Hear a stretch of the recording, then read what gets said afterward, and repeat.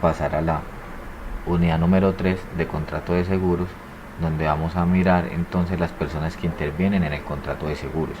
En el contrato de seguros podemos encontrar dos tipos de sujetos, diferenciables por el menor o mayor grado de participación en la manifestación de la voluntad al momento de celebrar el contrato. Así pues, se distinguen las partes propiamente tales de los demás intervinientes.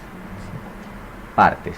Por virtud de lo establecido en el artículo 1037 del Código de Comercio, son partes del contrato de seguro el asegurador y el tomador, como lo decíamos entonces en el módulo anterior, que en la unidad anterior, que entonces el asegurador sería la aseguradora y el tomador sería la persona natural que toma ese seguro. Entonces, el asegurador, conforme al precipitado artículo, el asegurador es la persona jurídica que asume los riesgos debidamente autorizada para ello, como arreglo a las leyes y a los reglamentos, es decir, la aseguradora. Y el tomador, según el Código de Comercio, es la persona que hace la traslación de los riesgos, obrando por cuenta propia o ajena. Al ser parte de la relación contractual, es sobre él que recaen los efectos de la celebración del contrato, es decir, es él quien está llamado a responder por las obligaciones derivadas del mismo, bien en interés propio o ajeno. Debido a esto, si el tomador obra por cuenta propia, confluye en esta calidad de asegurado. ¿Cuáles son los demás intervinientes? El asegurado tiene el carácter de asegurado al titular al interés asegurable. Es aquel cuyo patrimonio resulta afectado con la realización del riesgo. La situación perfecta es el contrato de seguros en cuanto al equilibrio en la actualización y cumplimiento de las obligaciones de las partes. Se presenta cuando las condiciones del tomador y el asegurador se confunden en una misma persona, porque el contrato se celebra en interés del mismo y es a él a quien corresponde verdaderamente el cumplimiento de las obligaciones nacidas del contrato.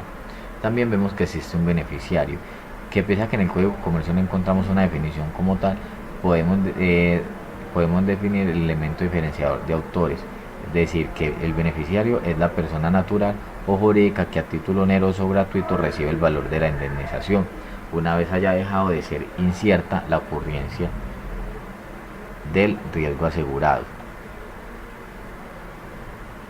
Encontramos también unos elementos esenciales del contrato de seguro, que conforme al Código Civil tenemos que todos los contratos tienen unos elementos que son aquellos que necesariamente deben presentarse, so pena de que este no produzca efectos o degenere en uno distinto. Son de su naturaleza, los que no siendo esenciales pertenecen a él sin necesidad de cláusula especial que los consagre. Los puramente accidentales son aquellos que, por no ser de la esencia ni entenderse pertenecientes al contrato, requieren una cláusula especial para que sean parte del mismo. Veremos entonces también lo que es el interés asegurable, que está estipulado en el artículo 1083 del Código de Comercio, aplicable al seguro de daños, y el artículo 1137 del mismo ordenamiento para el seguro de persona, que establecen quienes tienen interés asegurable. En el primero se dice que tienen interés asegurables todas las personas que puedan resultar afectadas patrimonialmente por la ocurrencia del siniestro, haciendo énfasis en el carácter pecuniario y económico de la afectación. El riesgo asegurable, de conformidad con el artículo 1054 del Código de Comercio, es el suceso incierto que no depende exclusivamente de la voluntad del tomador, del asegurador, el beneficiario, y cuya realización da origen a la obligación del asegurador. Los hechos inciertos, salvo la muerte, y los físicamente imposibles no constituyen riesgo y son, por lo tanto, extraños al contrato de seguros.